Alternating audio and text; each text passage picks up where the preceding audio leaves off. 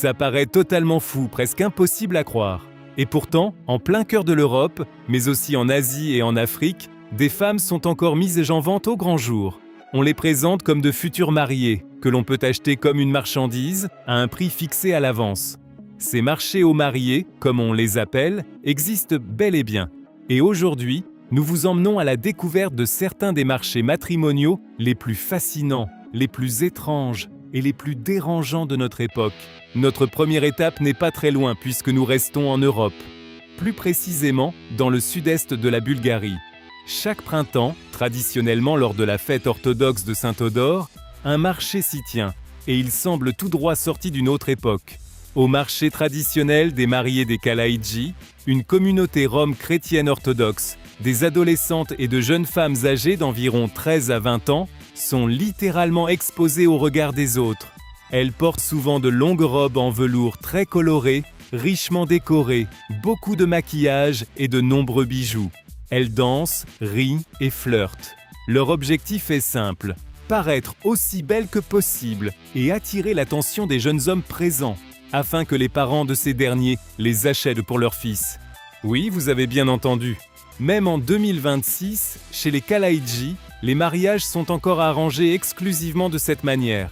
La communauté rome suit un mode de vie strictement patriarcal, et les relations avant le mariage, ou même les flirts secrets dans la vie quotidienne, sont considérés comme totalement tabous.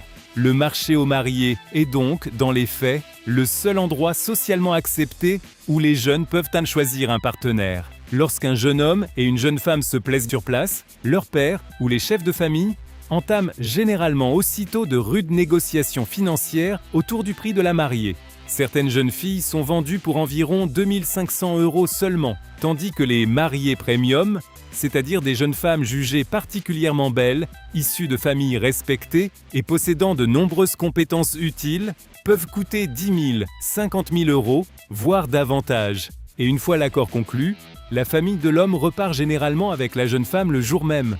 Alors que les mariés Kalaïdji sont vendus d'une manière assez froide et presque commerciale, la situation est très différente dans les montagnes du nord du Vietnam, dans les régions autour de Sapa et de Cao Vai. C'est là que vit la minorité ethnique Hmong, qui organise une fois par an ce que l'on appelle un marché de l'amour. Visuellement, l'événement est à lui seul spectaculaire. Des jeunes venus de villages de montagne isolés s'y rassemblent en portant des vêtements traditionnels tissés à la main, aux motifs extrêmement détaillés.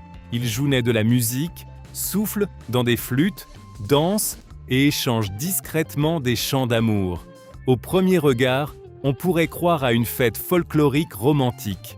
Mais pour les visiteurs extérieurs, les choses deviennent étranges dès qu'un jeune homme repère une fille qui lui plaît. À ce moment-là, lui et ses amis organisent un enlèvement rituel.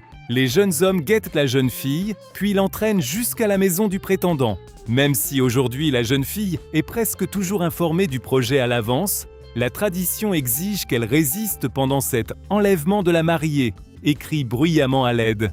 Ne pas résister est considéré comme un mauvais présage. Chez les Hmong, le non d'une future mariée signifie donc oui. Malheureusement, cela vaut aussi dans les cas où la jeune fille ne veut réellement pas participer. Une fois sur place, la famille sacrifie des poulets afin d'apaiser les esprits des ancêtres. Après ce rituel déroutant, la famille du futur marié doit négocier le prix d'achat de la mariée avec la famille de la jeune femme. Les Hmong voient cela d'un point de vue purement économique. En perdant sa fille, la famille de la mariée perd aussi une main-d'œuvre précieuse pour les travaux agricoles et cette perte doit être compensée. Autrefois, le paiement se faisait avec des lingots d'argent, des cochons et de l'alcool de riz. Aujourd'hui, on paie le plus souvent en espèces. Le prix de base d'une mariée commence généralement autour de l'équivalent de 5 000 €. Mais ce montant est variable. Si la femme est particulièrement belle, travailleuse ou même diplômée de l'université, le prix demandé peut augmenter de façon spectaculaire. L'immense industrie multimillionnaire des épouses ukrainiennes sur catalogue montre que la vente de futurs mariés n'a pas toujours besoin de traditions ou de rituels vieux de plusieurs siècles. Avant Internet, de véritables catalogues contenant des photos et des informations sur des femmes étaient envoyés à des hommes intéressés, en particulier dans les pays occidentaux. Aujourd'hui, ces catalogues ont simplement été remplacés par des plateformes en ligne. Les opérateurs de ces sites, souvent des agences peu scrupuleuses, exploitent sans pitié à la fois les hommes et les potentiels futurs mariés. Les femmes inscrites sur ces plateformes cherchent généralement désespérément à échapper à la pauvreté et à l'absence de perspectives d'avenir. Les hommes, eux, espèrent souvent trouver une sorte de femme de ménage docile, qui leur offrirait aussi des faveurs sexuelles. En retour, ils sont exploités financièrement. Au lieu de payer uniquement lorsque l'agence leur trouve réellement une épouse, ils doivent d'abord acheter des crédits numériques sur les sites. Lorsqu'ils repèrent une femme qui les intéresse dans le catalogue de l'agence matrimoniale, ils doivent payer pour chaque interaction, même la plus insignifiante. Chaque message de chat coûte de l'argent, un appel vidéo peut coûter jusqu'à environ 4,80 € par minute, et même l'ouverture d'un simple email envoyé par la femme peut coûter autour de 10 €. Les femmes reçoivent souvent une petite partie de cet argent en échange de longues conversations destinées à entretenir l'intérêt des hommes en quête de mariage et à les pousser à continuer de dépenser. Les choses deviennent encore plus étranges avec les fameux romance tours, ces voyages organisés autour de rencontres matrimoniales. Au lieu de se contenter de payer pour discuter avec de potentiels futurs mariés, des hommes occidentaux se rendent à Kiev ou à Odessa pour les rencontrer en personne. Mais il ne s'agit pas de rendez-vous romantiques. En réalité, des dizaines de femmes ukrainiennes sélectionnées défilent devant eux dans des boîtes de nuit ou des halls d'hôtels. Ces rencontres aboutissent parfois à de vrais mariages. Mais savoir si ces mariages peuvent réellement être heureux est, au minimum, très discutable. Jusqu'ici, tous les marchés aux mariés que nous avons évoqués impliquaient au moins des hommes choisissant de potentielles futures épouses. Nous arrivons maintenant à l'un des marchés matrimoniaux les plus absurdes du monde. Au cœur de la mégapole chinoise de Shanghai, dans le célèbre Parc du Peuple, un marché se tient chaque week-end. Mais ici, il n'y a pas de célibataires en quête de mariage. À la place, des centaines de parents se rassemblent et jouent les courtiers officieux pour leurs enfants adultes. Ils affichent des annonces appelées « CV de mariage », censées convaincre d'autres parents que leur fils ou leur fille serait un partenaire idéal pour leur enfant. Et si vous vous attendez à voir des photos, des listes de loisirs, des traits de personnalité ou des souhaits personnels, vous vous trompez. Sur ces CV matrimoniaux, seuls les faits froids et concrets comptent, car ils servent à démontrer la valeur de l'enfant sur le marché. L'âge, la taille, le salaire, le diplôme universitaire et surtout, la propriété immobilière. Sans son propre logement, un homme n'a pratiquement aucune chance sur ce marché.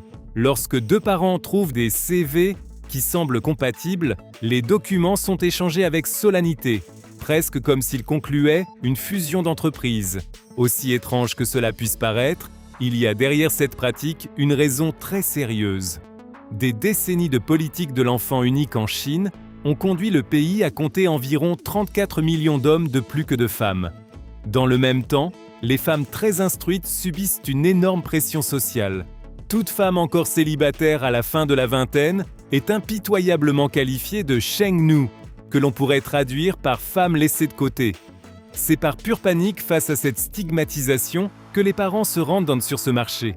Enfin, nous arrivons au chapitre le plus sombre de cette vidéo. Dans les marchés évoqués jusqu'ici, la participation restait au moins, dans une large mesure, volontaire. Mais nous entrons maintenant dans les profondeurs les plus sombres de la traite des êtres humains. Comme la Chine, l'État de l'Haryana, dans le nord de l'Inde, souffre lui aussi d'un manque de femmes. Mais les raisons sont différentes. Des décennies d'avortements sélectifs selon le sexe et d'infanticide, c'est-à-dire de meurtres délibérés de bébés-filles, ont laissé des dizaines de milliers d'hommes incapables de trouver une épouse par les voies normales. Et c'est précisément ce que des réseaux organisés de traite des êtres humains exploitent. Ils enlèvent tout simplement des filles dans des régions extrêmement pauvres comme l'Assam, le Bengale occidental ou le Bihar, où les achètent à des familles démunies sous la fausse promesse qu'elles obtiendront un emploi bien payé. Ces filles et ces femmes sont ensuite emmenées dans l'Haryana et vendues à des hommes souvent beaucoup plus âgés qu'elles. Et elles sont vendues à un prix incroyablement bas. Des journalistes d'investigation d'Al Jazeera ont révélé que sur ces marchés illégaux, des femmes sont vendues pour seulement 35 $ américains, soit l'équivalent d'environ 30 €. Autrement dit, là-bas, une vie humaine ne vaut pas plus qu'un repas au restaurant chez nous. Et il ne s'agit pas de cas isolés. En réalité, cette pratique est si répandue que les victimes portent même un nom. On les appelle les paros. Les femmes achetées sont considérées par la communauté locale comme de simples marchandises. Elles ne sont pas reconnues comme de véritables membres de la famille, n'ont aucun droit à l'héritage et sont souvent traitées comme des esclaves domestiques. Beaucoup subissent de tels mauvais traitements de la part de toute la famille qu'elles finissent par ne plus pouvoir le supporter. Tenter de s'enfuir ou de dénoncer les abus à la police est presque toujours sans espoir, car ces femmes terrorisées se retrouvent face à des trafiquants puissants, influents et disposant de solides réseaux. De la Bulgarie à Shanghai, du Vietnam à l'Inde, ces marchés sont séparés par des milliers de kilomètres, mais reliés par un même fil conducteur, le fait de réduire les femmes à de simples transactions. La frontière entre tradition et exploitation reste floue, et le monde peine encore à y apporter une réponse claire. Si vous voulez découvrir d'autres histoires comme celle-ci, laissez un like et abonnez-vous pour ne pas manquer les prochaines.